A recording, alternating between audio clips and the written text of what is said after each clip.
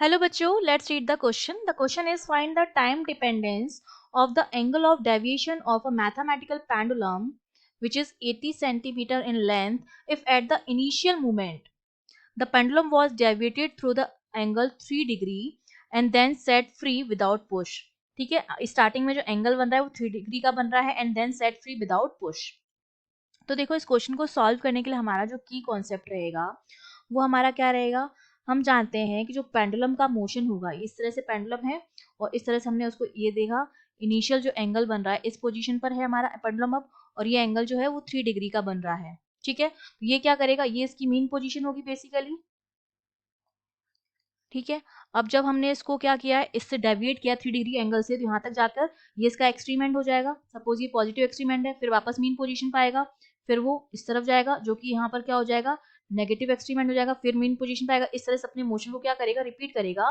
तो बेसिकली ये क्या करेगा, सिंपल हार्मोनिक मोशन करेगा. तो इसको सॉल्व करने के लिए हम क्या लगाएंगे, सिंपल हार्मोनिक मोशन की इक्वेशन लगाएंगे. ठीक है, अब देखिए ये हमारे, अगर मैं इक्वेशन लिखूं सिंपल हार्मोनिक मोशन की in the form of angle, तो वो क्या हो जाएगा, theta equals to theta M जो कि मैक्स है, cos omega naught T plus alpha जो कि हमारा क्या है, फेज है.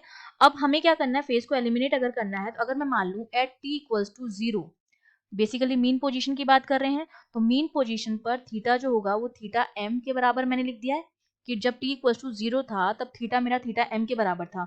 इसका मतलब कॉस की वैल्यू जो होनी चाहिए, इसकी वैल्यू होनी चाहिए 1, और इसकी वैल्यू कब 1 होगी, जब मेरा एंगल जो होगा वो क्या होगा, 0 होगा.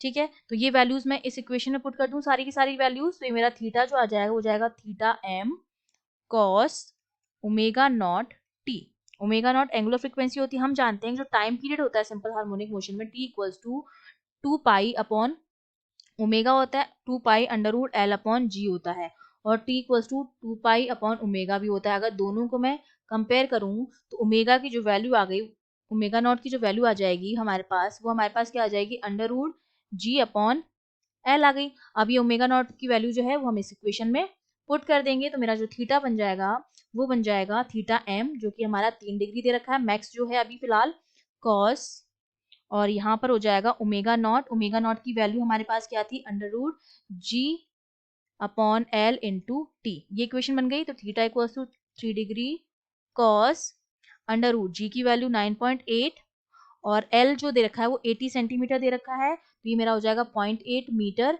Into T. ठीक है, तो इसको फर्दर हम सॉल्व करेंगे, हमारे पास जाएगा 3 डिग्री कॉस 3.5 टी. ये मेरे पास क्या आ गया है, टाइम डिपेंडेंस आ गया है एंगल ऑफ डेविएशन का विथ टी. थीटा जो है वो टी पर किस तरह से डिपेंड कर रहा है वो इक्वेशन हमें मिल गई है. I hope you understood well. All the best.